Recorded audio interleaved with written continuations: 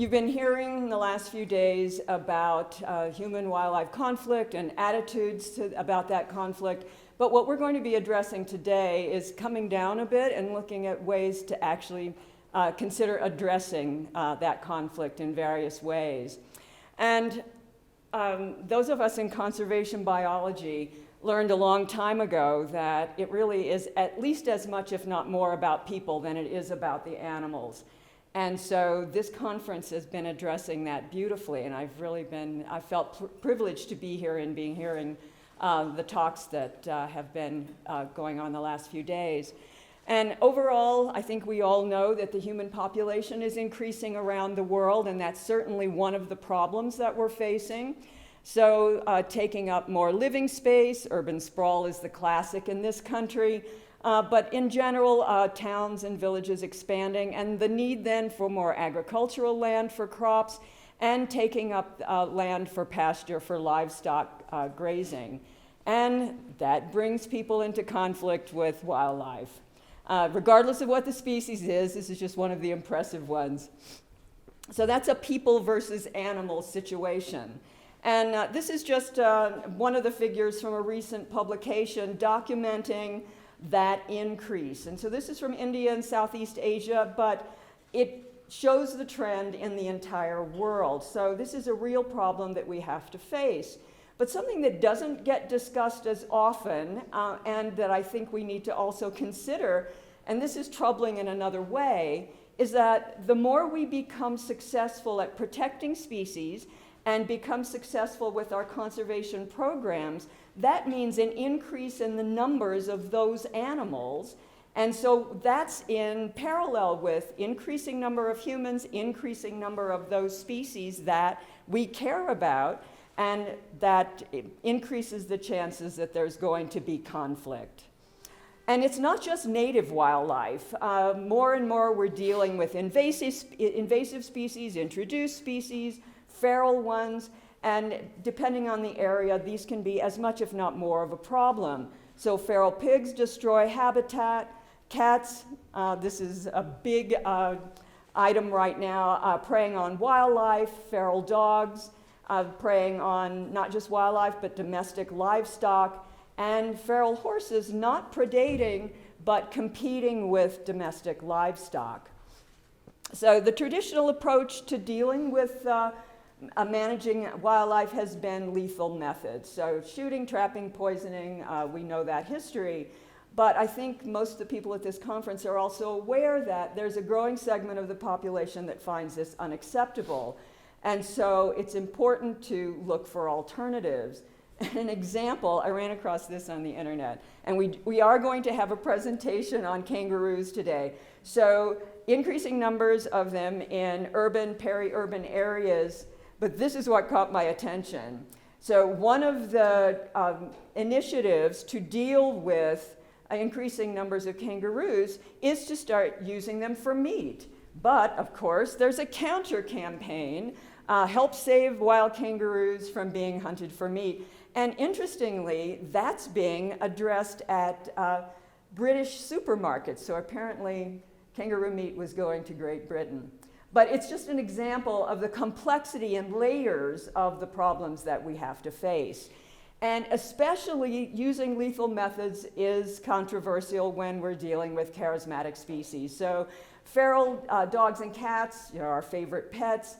And as we've been hearing at this conference all week, wolves are charismatic and have an advocate following, as do wild horses in this part of the country. And then in other parts of the world, Africa and Southeast Asia, elephants are one of those as well. So that adds a layer of complexity. So you have then species advocates that are in conflict with the people who are in direct conflict with the wildlife. So we end up with a people versus animal situation. And so horses and wolves I've already mentioned, but in the US, urban and suburban white-tailed deer are a huge problem too, and there's conflict in those towns about whether they can be killed or whether they have to be tolerated. This I find especially interesting, and I've heard about other areas where rat eradication campaigns have met with resistance, which shocked me. This I found, and it's in French, but I think you get the message. Stop the Massacre of Rats.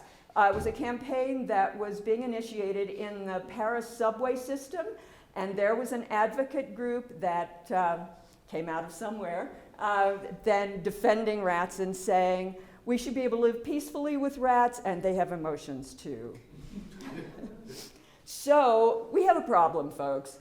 So how can we manage wildlife populations at the human-wildlife interface that might reduce that conflict? And as I was saying, lethal methods have been the traditional approach, we know that, but there's a growing body of literature showing that lethal methods may be less effective than we've all thought if we look at the long term.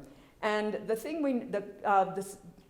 the factor we know most about is compensatory reproduction. So this has been shown for the last 20 or 30 years in a wide range of species that when you remove a number of animals from the population, you're freeing up territory, you're freeing up food and access to mates for the ones that remain. So you end up getting an explosion in reproduction because these resources are no longer limited. So the animals remaining, then there are more of them that reproduce, and they reproduce at a younger age, and more of their offspring survive to reproduce themselves. So you end up with a boom and bust cycle and have to go back and do it again. So it ends up being then this process of killing at intervals across time, and it doesn't really solve the problem, at least not except in very temporary way.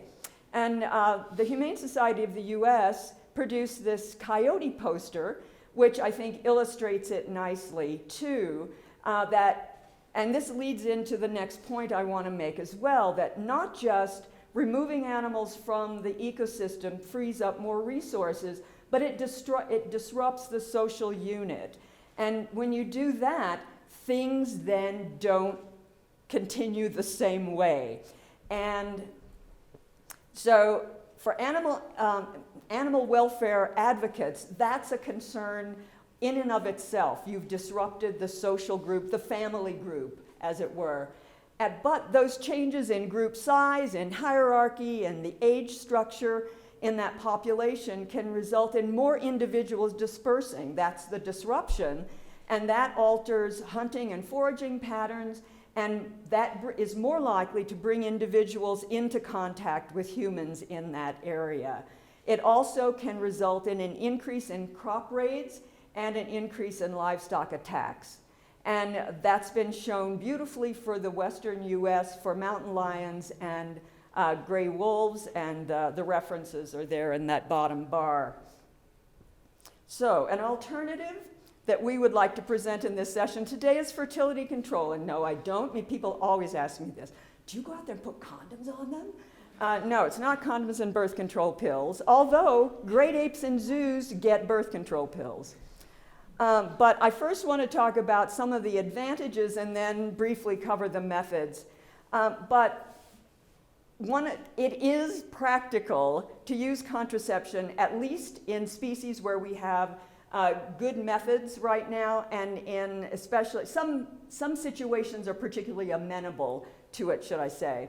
And it can reduce and maintain population size. And it can result in more stable populations because you don't then have this boom and bust cycle that comes from periodic culling. There's either no or reduced disruption of social groups, which is a benefit in many ways. And another point is that for predators, it's been shown that when they have young to feed, they're actually more likely to predate on livestock because they need more food and more easily accessible food. Livestock tend to be predator naive and are much more easy to kill. But also, methods could be permanent or they can be reversible, depending on the situation and what your preference is. But important, I think, for this conference overall is to think about it offers a compromise to animal advocates who are against lethal control. It is the potential compromise. So there's been decades of research on fertility control in free-ranging populations, and white-tailed deer and especially feral horses are the main examples there. And it's reflected in that the main options available today, and these are in the US and in areas around the world, are registered for use in wild horses, burros, and white-tailed deer, because there is such a body of work about them. The two products, trade names are Zonistat and Gonacon, and they're both vaccines, and I'm not going to go into detail about them because the session's speakers will talk about what they're using and give more of that kind of detail.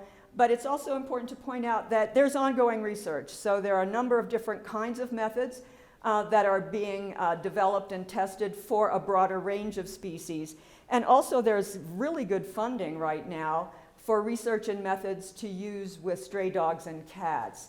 And something I didn't put on the slide, but I should mention, is that sometimes surgical sterilization is also appropriate in a particular situation for a particular species. But we do still have challenges.